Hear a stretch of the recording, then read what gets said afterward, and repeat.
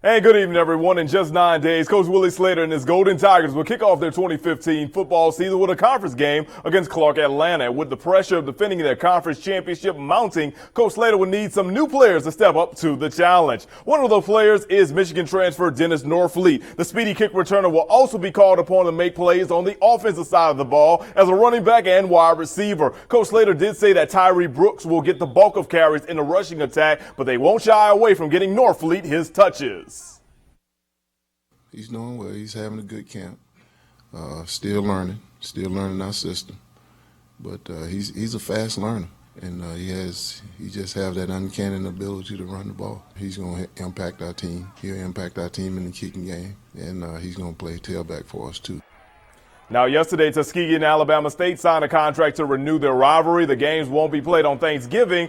Instead, they'll be played in September starting in 2017. Coach Slater shared his thoughts about playing Alabama State once again.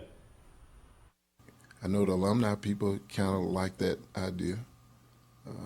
I don't know if they would rather have it on Thanksgiving or what we're going to be doing, but at least we're playing. It's always tough on the old football coach, though, because they got a good football team, and they want you to win. Now let's swing things over to the Alabama Crimson Tide. They're our featured team of the week in the preseason blitz. Alabama is a team with high expectations, so don't forget to check out the Moore Longshore preseason blitz Saturday at 6 p.m. right here on CBS 8. And then don't forget Alabama season opener is on ABC Montgomery September the 5th at 7 p.m. against Wisconsin. Down on the Plains, Gus Malzahn and Rhett Lashley are formulating a plan for Auburn's offensive attack against a stingy Louisville defense. The Cardinals had one of the top defensive fronts in the ACC last season and could give Auburn some early season fits in that season opener. Really, their front seven is definitely a strength.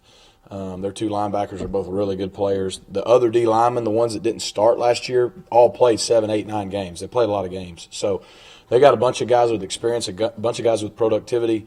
They were about as good as anybody last year at turning you over and getting after the passer, and they were really good against the run. Auburn will kick off the 2015 season with the SEC on CBS, and you hear that lovely music in the background, everyone. Next Saturday at 2:30, check it out right here on CBS 8.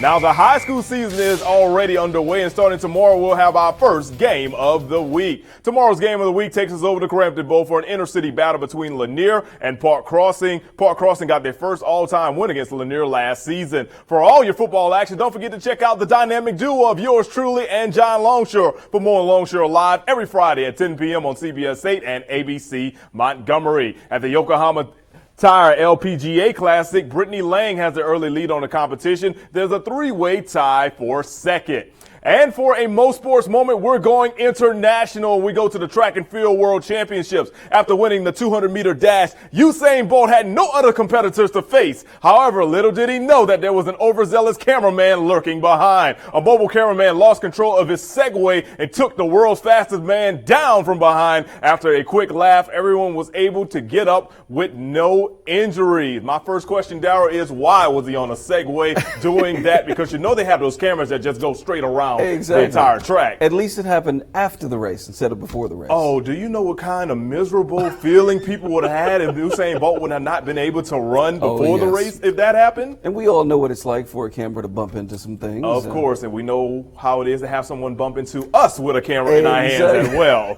Exactly. Thanks, Bo.